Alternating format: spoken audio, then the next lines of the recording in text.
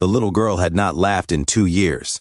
Not since the accident. Not since the night rain slammed against the windshield while her mother sang softly in the front seat, and her father promised they'd be home by midnight. One moment there had been music, headlights, and warm French fries in a paper bag. The next there had been shattered glass, twisted metal, and silence so deep it seemed to swallow the world whole. 8-year-old Lily survived. Her parents did not.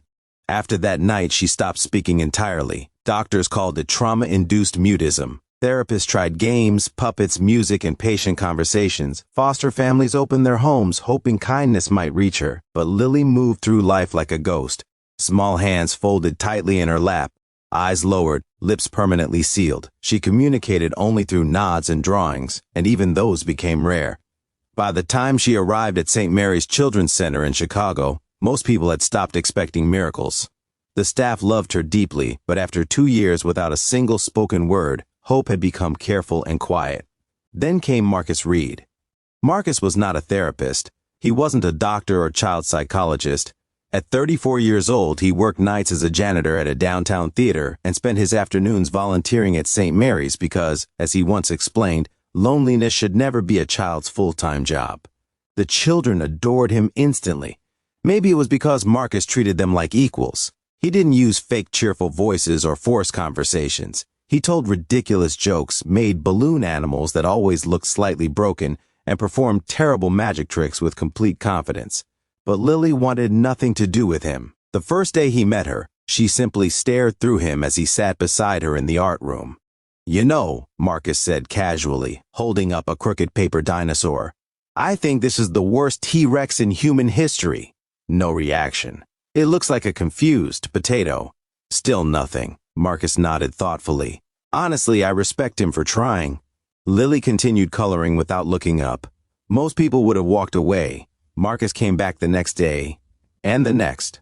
For weeks he sat near her without pressure. Sometimes he talked about the weather. Sometimes he described dramatic battles between crayons. Once he spent 20 minutes pretending a glue stick was giving an important speech about world peace. Nothing. Then one snowy afternoon in December, everything changed. The children were decorating cookies in the cafeteria while Christmas music crackled through old speakers. Marcus stood at the front of the room wearing reindeer antlers that kept sliding over one eye. He was attempting to juggle marshmallows. Attempting being the important word. One marshmallow bounced off his forehead, another landed in his coffee, the third disappeared down the back of his sweater. The room exploded with laughter. Marcus spun in circles dramatically. "It's attacking me!" he shouted while trying to shake the marshmallow out of his shirt. Even the strict cafeteria manager laughed. And then, a sound, tiny, unexpected, clear as a bell. A giggle. The room froze. Marcus stopped moving. Slowly, everyone turned toward Lily. Her hands were pressed over her mouth, eyes wide with shock, as though the sound had escaped accidentally. For one breathtaking second, fear crossed her face.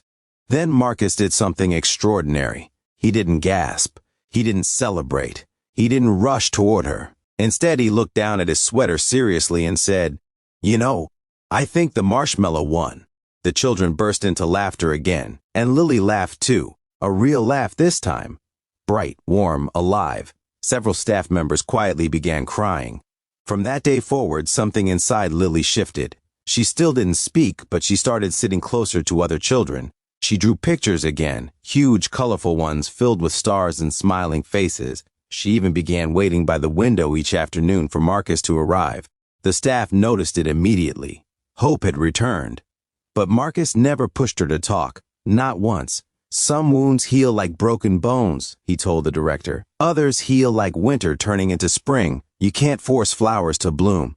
Weeks passed. Then came the fundraiser. St. Mary's was struggling financially, and the annual community dinner was critical. Volunteers transformed the gymnasium with lights, ribbons, and handmade decorations from the children. Marcus spent the entire afternoon helping set up tables while the kids prepared a small art display for guests. Lily contributed one drawing. It was different from the others. Most children drew snowmen or Christmas trees. Lily drew a man standing beside a tiny girl beneath a broken umbrella. Above them, the sky was filled with rain turning into stars. At the bottom of the page were 4 carefully written words, "Thank you for staying." The director quietly taped it near the stage. That evening, The fundraiser filled with business owners, donors, teachers, and local families. The atmosphere buzzed with laughter and clinking glasses. Near the end of the event, the director stepped onto the stage. "We want to thank someone special tonight," she announced. "A man who reminds these children every day that kindness still exists." She invited Marcus forward. The crowd applauded as Marcus awkwardly approached the microphone, clearly uncomfortable with attention. "I really didn't do anything special," he said. "I just showed up." Then, from the front row, a small chair scraped against the floor. Lily stood, every head turned. The room became perfectly silent. The little girl walked slowly toward the stage, clutching something in her trembling hands. Marcus immediately knelt down beside her. "It's okay," he whispered gently. Lily stared at the microphone.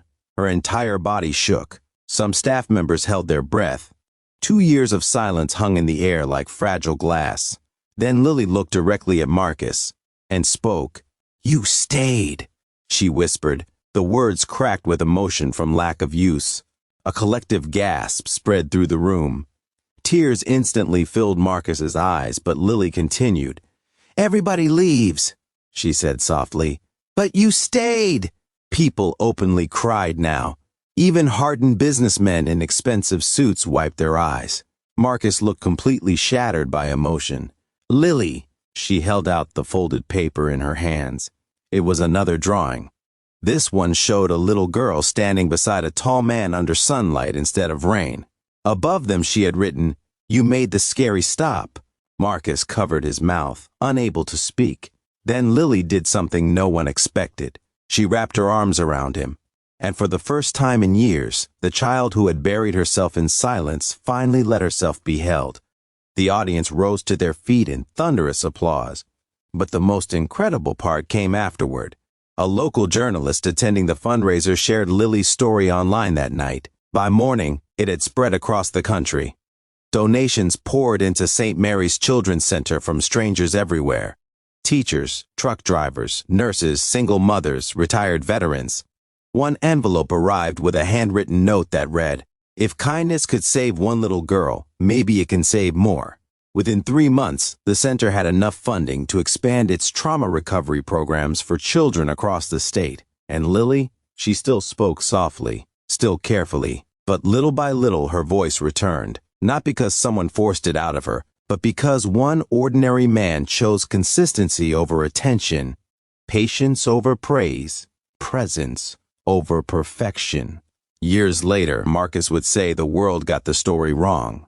"They think I saved Lily," he told a reporter once. "Truth is, she saved all of us." She reminded people that love doesn't always arrive loudly. Sometimes it just quietly refuses to leave. And perhaps that was the real miracle. Not the first laugh, not even the first words, but the reminder that even after unbearable loss, the human heart can still find its way back to hope, one act of kindness at a time.